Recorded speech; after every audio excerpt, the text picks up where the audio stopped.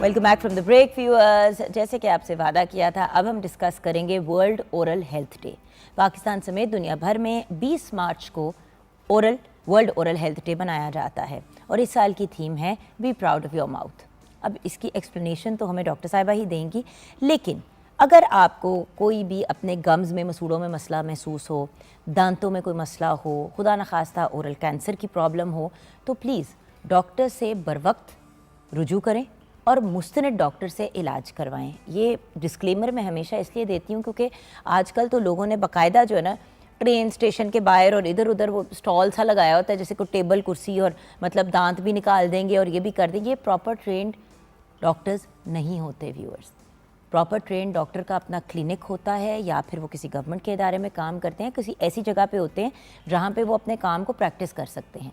और दांतों के थ्रू, दांतों की ना भी बीमारी लगे लेकिन दांतों के अंदर गलत औजार वगैरह या गंदी चीज़ें यूज़ करने की वजह से हेपेटाइटिस, टाइफाइड, हज़ारों बीमारियों का इंसान शिकार हो सकता है। तो आइए मुलाकात करते हैं डॉक्टर सलीमा नवीद जी से।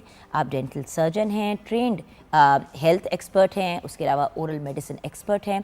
एज अ मोटिवेशनल स्पीकर बड़ी दफ़ा हम इनसे बात भी कर चुके हैं। एज अ सोशल वर्कर इन्होंने बड़ा काम किया, and health advocate and media person. अस्सलाम वालेकुम। वालेकुम अस्सलाम, कैसी हैं आप? बिल्कुल ठीक। अच्छा डॉक्टर, सबसे पहले तो ये बताइए कि वर्ल्ड ओरल हेल्थ डे मनाना, एक तो हर चीज़ का डे मनाया जाता है, खुशी भी होती है, बिल्कुल हमें थीम मिल जाती है उस दिन शो की, तो वो भी एक आसानी हो जाती है, लेकिन ये है क्या, ये क्यों मनाने का फैसला किया लोगों ने? अच्छा, सबसे पहला जो ओरल हेल्थ डे स्टार्ट हुआ था तो वो वर्ल्ड डेंटल फेडरेशन या FDI के नाम से सब जानते हैं, तो उन्होंने स्टार्टअप दिया था 12 सितंबर को 2007 में। सबसे पहला जो था उन्होंने स्टार्ट किया, उन्होंने ये सोचा कि भाई बहुत सारे डेज़ को रिकग्निशन मिलती है, हर एक मैं कहूँगी पार्ट ऑफ बॉडी को इतनी रिकग्निशन मिलती है कि इसका ये इंपॉर्टेंस है, आंखों की ये इंपॉर्टेंस है, क्यों ना हम दांतों के बारे में भी लोगों को बताएं, क्योंकि उसका लिंक हमारे सिस्टमिक डिजीज़ से भी है कि हमारे जितने भी और प्रॉब्लम्स होते हैं हमारी बॉडी के अंदर, मैदे का मसला, स्किन का मसला, अल्सर्स, वो सब कुछ हमारे एक दांतों या मसूड़े की उसकी टेक केयर के से लिंक है।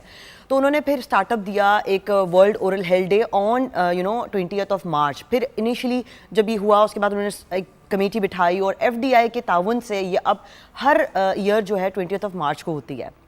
अब ये क्या इनिशिएटिव था, हर साल का थीम डिफरेंट होता है, बात करते हैं कि जी मसूड़ों को किस तरह से ख्याल रखना चाहिए। इस बार का जो हमारा थीम है, आपने भी बताया स्टार्ट में कि B proud of your mouth. बहुत सारे लोग होते हैं, छोटे होते हैं, बड़े होते हैं, मिडिल एज होते हैं, एडल्ट होते हैं, वो सोचते हैं कि जी मैं अगर छोटा था तो मेरे ये इतने अच्छे दांत थे, मैं अब बुजुर्ग हो गया हूँ तो मेरे ये हो गए। तो छोटे बच्चे आप देखिए कि माँ बाप एहतियात नहीं करते, ब्रशिंग का उनको बताते नहीं है, उनके दांतों में कीड़े लग जाते हैं, वो बच्चे मुस्कुराना ही छोड़ देते हैं। बिल्कुल, क्योंकि और बच्चे मजाक उड़ाते हैं। बिल्कुल, एडल्ट्स पे मैंने देखा है, मैं एक I can't tell you doctor साहिबा, आई मेट दिस वुमन, मेरे पास काम करने के लिए आई, एंड मेरी जब मुलाकात हुई, अच्छा वो बात करे ना मुंह इस तरह हाथ आगे कर करके, तो मैंने कहा बेटे आप अपना मुंह छुपा छुपा के क्यों बात करी। She must have been maybe 26 years old, 25-26 साल उम्र होगी। आईडी कार्ड आई थिंक 25 साल की थी जी। तो क्योंकि मैं हमेशा आईडी कार्ड चेक करके किसी को भी जॉब पे रखती हूँ, क्योंकि एज के बारे में, उम्र के बारे में झूठ बोलते हैं और मुझे आपको पता है अंडर एज लोगों का कानून के खिलाफ। मैंने कहा बेटा मुंह छुपा छुपा के, उसने कहा वो आप ही मेरे दांतों में मसला है। मैंने कहा एक दांत होगा। खैर मैंने ज़बरदस्ती उससे कहा कि अपना हाथ नीचे करके दिखाए। उस डॉक्टर साहिबा पूरे दांत उसके ऑरेंज और खाए गए थे, बिल्कुल जैसे स्टब्स नहीं रह जाते।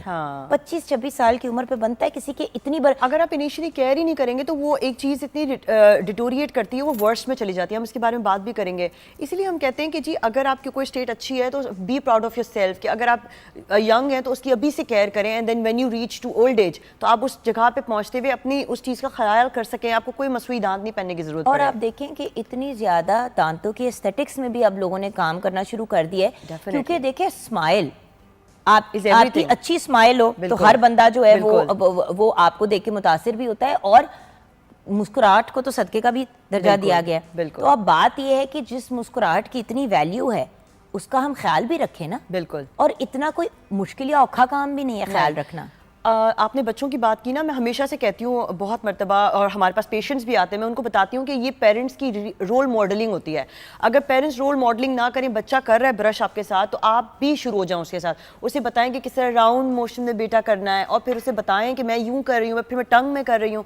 बच्चा हमेशा से ऑब्जर्व करता है, 5 ईयर्स तक की एज है, स्पंज है उसका दिमाग, जो सिखाएंगे वो सीखेगा।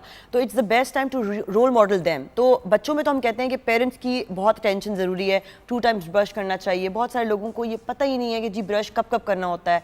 सबसे इंपॉर्टेंट ये है कि आप नाश्ते के बाद ब्रश करें। लोग आधी से ज़्यादा आवाम 99% हमारी आवाम नाश्ते से पहले करती है, विच इज़ लाइक वर्स्ट। क्यों भला? इसका ये रीज़न है कि नाश्ते के बाद आप करेंगे, आपका पूरा दिन चलेगा और आप प्रोटेक्टेड रहेंगे। उसके बाद आप रात को सोने से पहले करते हैं, पूरी रात आपकी प्रोटेक्टेड चलेगी। तो ये इसके पीछे एक साइंटिफिक वो है, रीजन है। इसमें थोड़ी सी आप लोगों की भी गलती है, क्योंकि पहले जो डेंटल प्रोफेशनल्स थे, डेंटल सर्जन्स थे, डेंटिस्ट थे, वो यही कहते थे कि भाई सुबह उठते ही दांत ब्रश करें और रात को सोने से पहले दांत ब्रश करें। तो वो बात दिमाग में फिट हो गई ना। आई थिंक बहुत सारे लोग ये भी करते हैं कि जी कंफ्यूज भी होते हैं, लेकिन खैर आई डू, मैं तो अपनी बात कर रही हूँ कि मैं तो कोशिश करती हूँ कि at the end of the dental procedure 15 minute से मैं काउंसलिंग पे देती हूँ, which is like patient education is so important.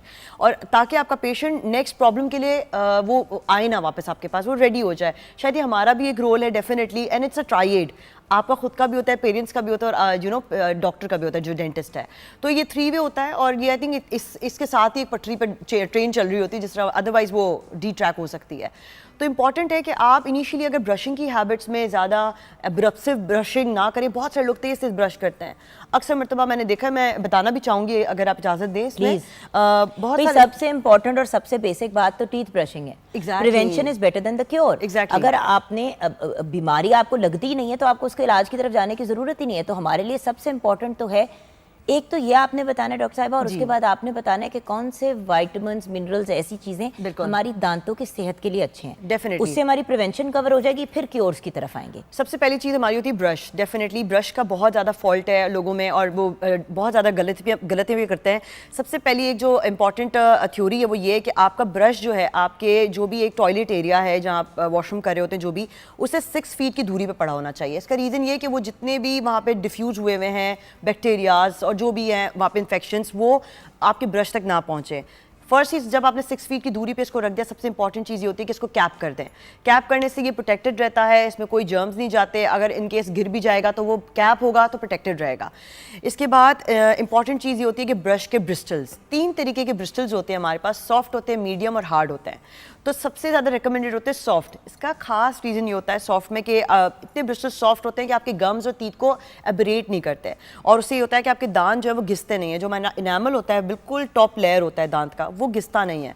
तो उसमें ब्रशिंग आपकी बहुत सॉफ्ट होती है, और सॉफ्ट आप हमेशा पढ़ेंगे उसके ब्रश के ऊपर ही लिखा हुआ होता है साथ, सॉफ्ट, मीडियम, हार्ड। तो सॉफ्ट लीजिए। जब आप सॉफ्ट ले लेंगे, अब आपका स्टेप 3 आता है। आपने कैपिंग कर ली, आपने ब्रश अच्छा चूज़ कर लिया, आपने चेक कर लिया सब कुछ। अब ब्रशिंग की टेक्निक सबसे इंपॉर्टेंट है, वो ये है कि आपने ब्रश को 45 के एंगल पे रखना है, और 45 के एंगल पे रखते हुए इस तरह राउंड मोशन में पीछे तक जाना है। जब आप ये राउंड मोशन में पीछे तक जाएंगे तो फ़ौरन से आपका ब्रश के जितने भी जो भी आपके दांत के बैक्टीरिया से वो ख़त्म हो जाएंगे। अब ये मैं देखिए गम से दांतों की तरफ जा रही हूँ, गम से दांतों की तरफ, विच इज़ सो इम्पॉर्टेंट। सबसे पहले ऊपर करेंगे, बाहर की तरफ आपने कर लिया जो कि बकल सरफेस होता है। उसके बाद आप लिंगुली करें, सारा पैलेटली, जो ऊपर का पैलेटली एरिया होता है उसको कर लें।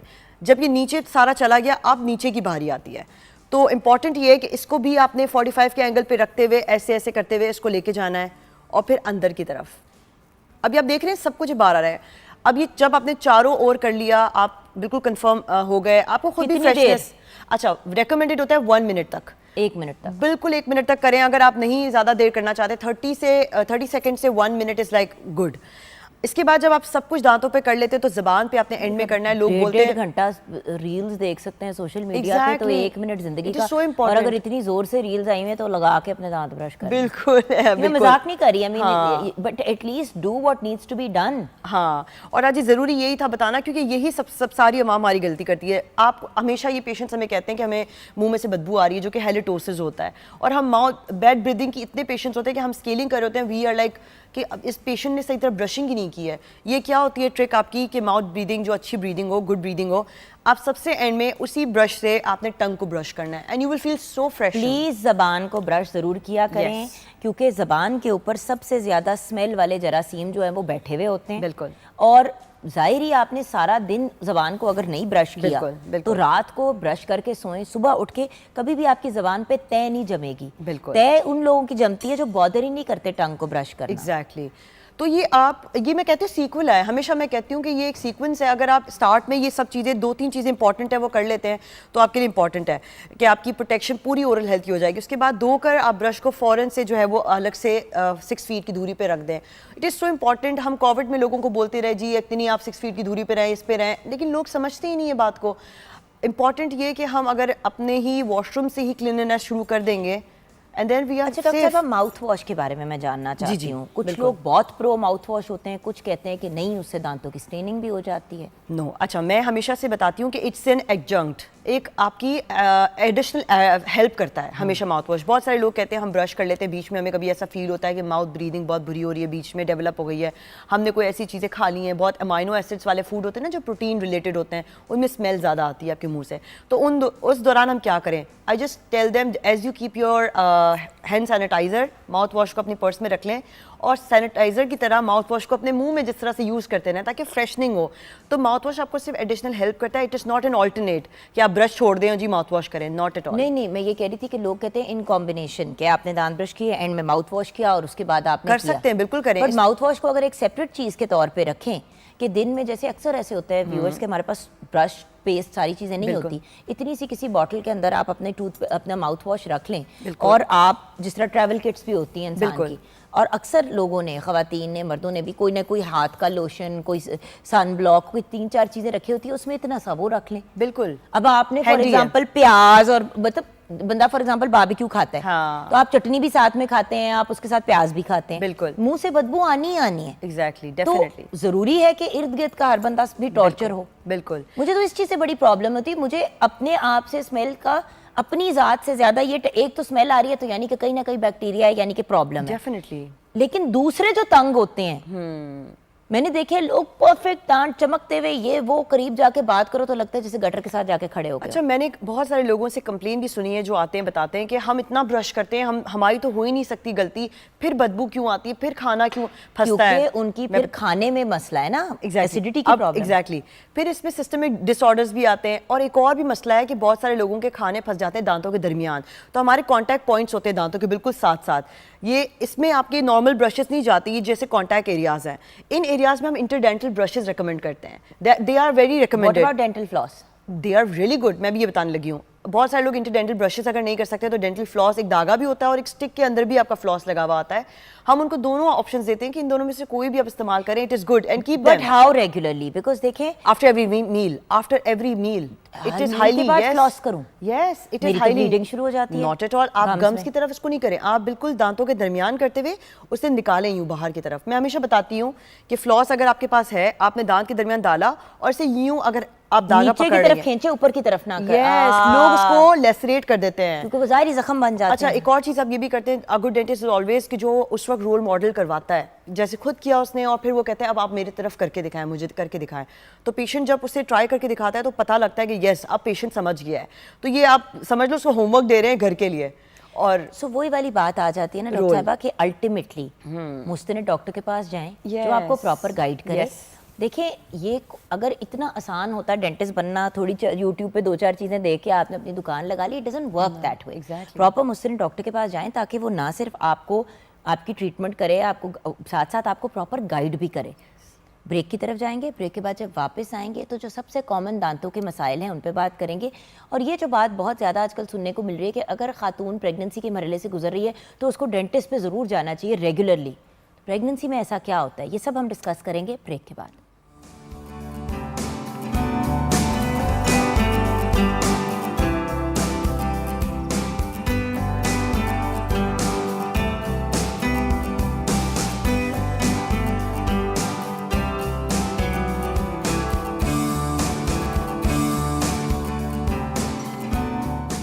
Welcome back from the break viewers. Doctor Salima Naveed Manjhi हमारे साथ हैं। डॉक्टर तो हैं ही, साथ साथ मोटिवेशनल स्पीकर भी हैं, मीडिया पर्सनालिटी भी हैं, एंड सोशल वर्कर हैं, एंड हेल्थ एडवोकेट हैं। इसीलिए हमने सोचा कि सिर्फ डेंटिस्ट नहीं है, सिर्फ डेंटल सर्जन नहीं है, बट साथ साथ ये सारी चीज़ें करती हैं, तो आज का हमारा दिन जो है अच्छे तरीके से मनवा देंगी।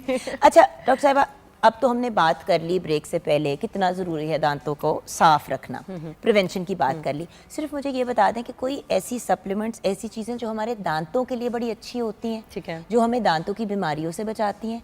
हर किस्म की विटामिन्स होती हैं, विटामिन डी हड्डियों के लिए, तो मतलब तो दांतों के लिए क्या? हमारे लिए 4 जो मिनरल्स जो मैं कहती हूँ विटामिन्स बहुत कोर हैं, जो बिल्कुल होने चाहिए हमारी गिज़ा में भी। मैं बताऊंगी कैसे आते हैं। एक तो फ्लोराइड, क्योंकि वो तो हर जगह, वो तो टूथपेस्ट में भी हर जगह लिखा होता है फ्लोराइड इनरिच्ड। एक हमारा विटामिन ए होता है। विटामिन ए का रीज़न क्या होता है? हमारा जो सलाइवा, थूक होती है, उसको वो बूस्ट करता है, बनाता है। अब सलाइवा क्या करता है, थूक क्या करता है, हमारे मुंह के अंदर जितने कीड़े होते हैं ना, उसको वो एक्चुअली मूव आउट करता है, गश आउट करता है।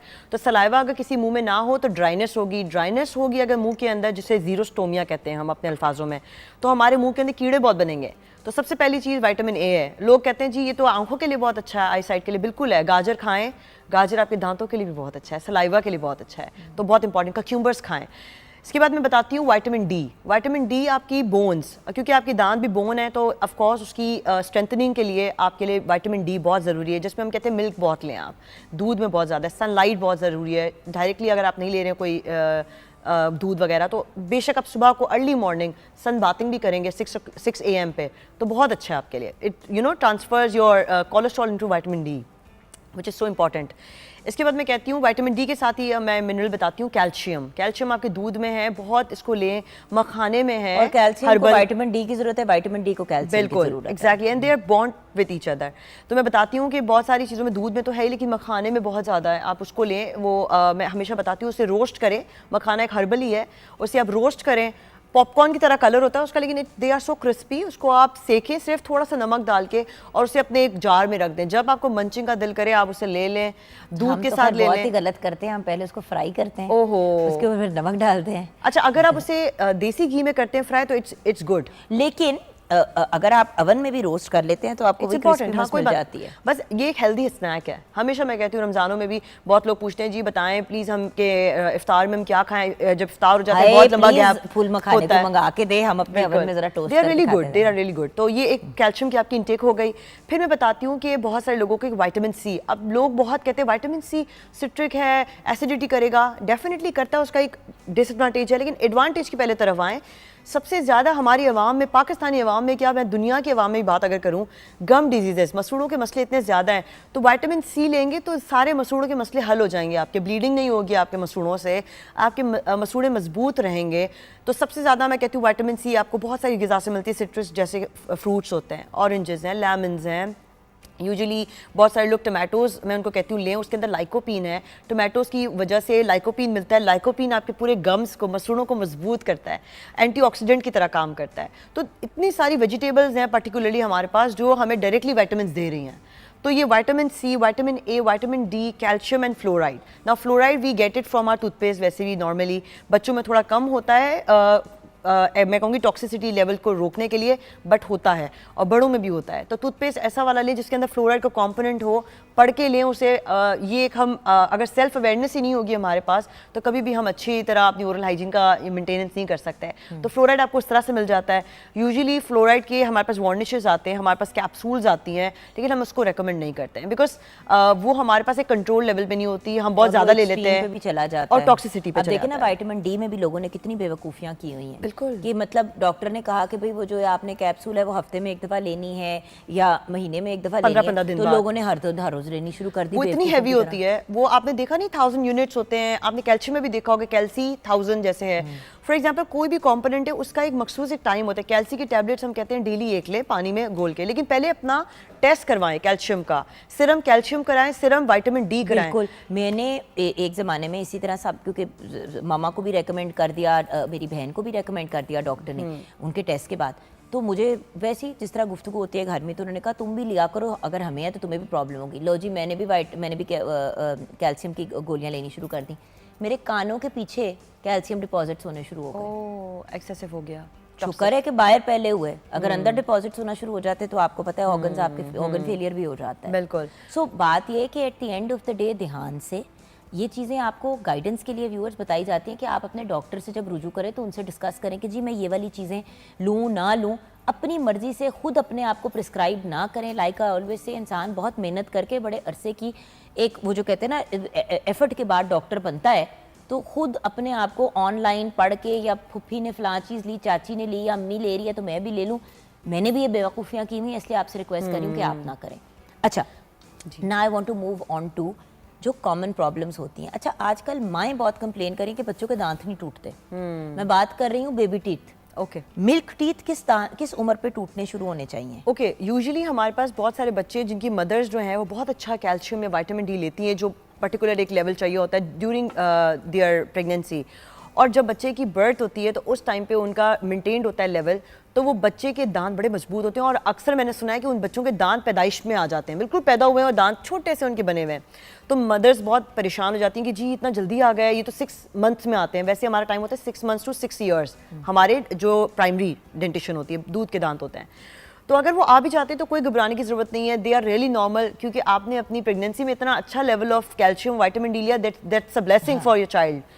अब होता क्या है कि उसकी प्रोटेक्शन कैसे करनी है, केयर कैसे करनी है, माएँ बड़ी परेशान होती है कि जी कैसे हम बच्चों के दांतों का ख्याल रखें। सबसे स्टार्टिंग स्टेज में कहती हूँ गॉज होता है आपका, ये कॉटन होता है, बहुत सारे लोग गॉज जो रुई की तरह होता है उसे लें, उसे नीम गर्म पानी होता है, बॉइल्ड वाटर होना चाहिए। बच्चे के मुंह में कोई भी चीज़ आपने विदाउट बॉइल नहीं करनी, तो बॉइल्ड वाटर में उसे डिप करें, उसे स्क्वीज करके, और बच्चे के सारे गम्स जो सॉकेट्स होते हैं उसे क्लीन करें। ये फर्स्ट स्टेज ऑफ ब्रशिंग होता है बच्चों के अंदर, जो बिल्कुल छोटे बच्चे होते हैं, 6 माह से पहले दांत नहीं आए बेशक, और आए तो बहुत छोटे से आए। अब आपने क्लीनिंग शुरू कर दी, आहिस्ता से बच्चा बड़ा हुआ, आपने उंगली से बच्चे की ब्रशिंग करनी है अब पानी के साथ। जब बच्चा उससे भी अडेप्टेबल हो गया, अब टाइम आता है पेस्ट का 6 मंथ्स के बाद। 6 मंथ्स में आपने बच्चों के अंदर रिकमेंडेड है कि चावल का दाना जो होता है ना, इतना आपने पेस्ट लेना है। बच्चों का रिकमेंडेड ब्रांड होता है, छोटे बच्चों का अलग होता है, उनकी बच्चों का मैं नाम नहीं लूँगी ब्रांड का, बट येस उसका नाम होता है बच्चों के लिए, लिखा होता है पीट्स के लिए या बच्चों के लिए।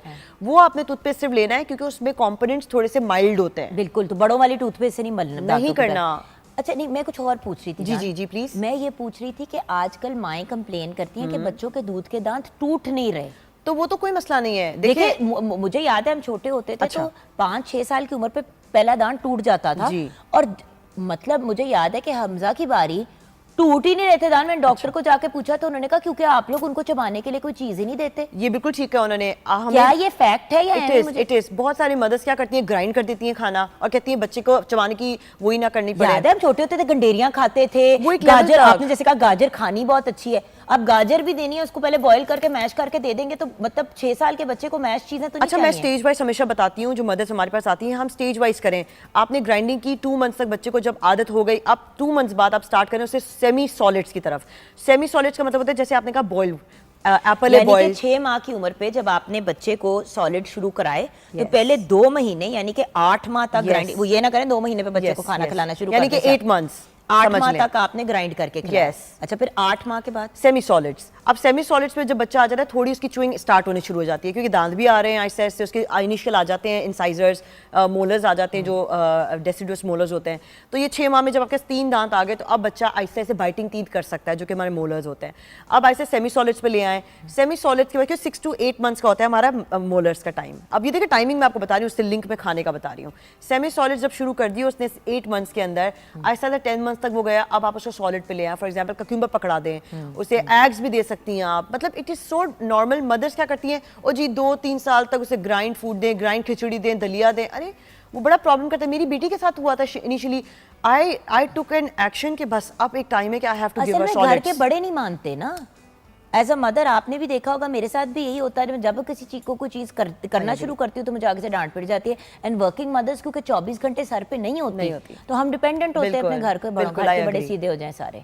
अच्छा, सो फाइनली, बिकॉज बातें तो बहुत ज्यादा है करने को, अभी डिजीजेस की भी बात करनी थी, अगर एक मैसेज के तौर पे हम अपने आज के सेगमेंट को क्लोज कर दें, क्योंकि मैंने डॉक्टर साहिबा से रिक्वेस्ट की है कि पोस्ट रमज़ान ऑन एयर हम आपको ट्रांसफॉर्मेशन करके दिखाएंगे। जैसे कल ये थीम है ना, B proud of your mouth, तो हम आपको दिखाएंगे कि बहुत महंगा नहीं, सस्ते में भी तो डेंटिस्ट के पास जाके how you can be proud of your mouth, ये हम दिखाएंगे। अच्छा जी बताइए आप। सो मेरा मैसेज आज के दिन के हवाले से यही होगा कि I think according to them you should be proud of your mouth whatever age is of yours. ये ना सोचें कि जी मैं आज इस एज में हूँ तो मैं क्या करूँ, इस एज में कर लेंगे तो आगे के लिए आपका फ़ायदा होगा। और ये एक रिमाइंडर है आप सबके लिए कि please take care of your oral hygiene as well as you take care of other parts of your bodies. And finally जो मेरा एक सबसे इंपॉर्टेंट क्वेश्चन है जो मैंने बिल्कुल एंड में पूछना था, डेंटिस्ट से कब रुजू करना चाहिए? एक तो बताइए कि नॉर्मली कितने हमारे विजिट्स होने चाहिए साल के, और फिर ये बताइए कि किस केस में फॉरेन डॉक्टर से रुजू करें, दोनों। सो रिकमेंडेड ये है कि साल में 2 मरतबा 6 मंथ्स के गैप से आपको जाना चाहिए। That is the follow up. मेरे दांत में कुछ मसला तो नहीं है, मेरे दांत में कोई कुछ चल तो नहीं रहा जो मुझे नहीं दिख रहा, फील नहीं हो रहा, और कब इमरजेंसी में जाना चाहिए। एवं ही आपने जाना है हर 6 महीने के बाद डेंटिस्ट से रुजू। और बच्चों को किस एज पे लेके जाना शुरू करना चाहिए? 6 मंथ्स ऑनवर्ड्स, क्योंकि मदर्स को जानना जरूरी है कि किस तरह से ब्रशिंग करनी है। बहुत सारे लोगों को नहीं पता होता अवेयरनेस, या वो टीवी नहीं देख रहे होते या उनके पास सोशल मीडिया नहीं होता। क्योंकि डेंटिस्ट सिर्फ आपके दांत नहीं देखता व्यूअर्स, वो आपके गम्स भी देखता है, आपकी पूरी ओरल हाइजीन, मुंह के अंदर हेड एंड नेक पूरा आ जाता है, कोई स्वेलिंग्स है। अच्छा, अब इसके अलावा आपने पूछा दूसरा सवाल कि जी रिकमेंडेड क्या है कि इमरजेंसी कब आपको जाना चाहिए। 2-3 इमरजेंसीज होती हैं। अगर आपको ऐसा लगता है कि आपके दांत में कीड़ा शुरू हो गया है, इमीडिएटली उसको फिल आउट कराएं। अगर फिलिंग नहीं करवाएंगे तो वो रूट कैनाल बन जाएगा, और रूट कैनाल में तो इमरजेंसी केस ही होता है, आपको फौरन से जी आप दर्द बर्दाश्त नहीं कर सकते and you have to rush. So अगर दूसरी इमरजेंसी होती है स्वेलिंग, अगर स्पेस स्वेलिंग कोई होती है, बड़ा सा आपको ऐसा लगता है कि आपका एक तरफ और दूसरी तरफ में कोई फर्क आ गया है, कोई चीज़ फुल रही है, स्वेल्ड हो रही है, फौरन रश करें, क्योंकि it can reach to your eyes. क्योंकि अक्सर आप लोग व्यूअर्स, आई एम सॉरी, मैं बड़े गिले के साथ, स्पेशली हमारे जो बुजुर्ग हजरात हैं, दांत में मसला हुआ खुद ही ठीक हो जाएगा, लौंग रख ली, ये कर लिया वो कर लिया, जब बिगड़ जाता है मसला और बाकायदा डॉक्टर को सर्जरी करनी पड़ती है तब आप लोग जाते हैं डॉक्टर के पास। और तीसरा ये कि अगर आपको बहुत प्रोफ्यूज ब्लीडिंग, बहुत ज़्यादा ब्लीडिंग होती है, आपको आप रोक नहीं पा रहे हैं, तो डेफिनेटली आप डेंटिस्ट के पास जाएं। There must be some bleeding disorder underlining as well. क्योंकि जब भी दांत ब्रश करते हैं अगर बाकायदा खून बह रहा है तो फिर देयर इज अ प्रॉब्लम। हाँ, उसमें भी रश करना चाहिए। Thank you so much. Any time, most welcome. I am looking forward to our on air वाला जो हमने प्लान बनाया है। व्यूअर्स आप भी इंशाल्लाह बहुत एंजॉय करेंगे, क्योंकि जो आपके क्वेश्चंस और कंसर्न्स होते हैं ना, हमारा ऑब्जेक्टिव ये होता है कि उनको कवर भी करें और आपको फिजिकली दिखाएं कि परेशानी की कोई बात नहीं है। मुझे आज तक ये समझ नहीं आई बात कि डेंटिस्ट से ही हम आखिर क्यों डरते हैं। डेंटिस्ट तो बेचारे कोई भी प्रोसीजर करना होता है तो आपको लोकल एनेस्थीसिया दे के नम करके सारा कुछ करते हैं या बेहोश करके करते हैं। दूसरे डॉक्टर्स तो बहुत सी चीज़ें ऐसे कर जाते हैं without even giving you that numbing वाली सेंसेशन। बिल्कुल। तो डेंटिस्ट के पास साल में 2 दफ़ा ज़रूर जाएं, every 6 months, without a problem. सिर्फ प्रॉब्लम के लिए नहीं जाना, अगर बीमारी के होने से पहले ही हम उसकी तशखीस करके उसका इलाज कर लेते हैं तो फिर आगे जाके किसी मेजर प्रॉब्लम की तरफ हम नहीं जाते। सो व्यूअर्स, आज वर्ल्ड ओरल हेल्थ डे मनाया जा रहा है पाकिस्तान समेत दुनिया भर में, एंड थीम है B proud of your mouth. छोटी सी ब्रेक के बाद वापस आएंगे।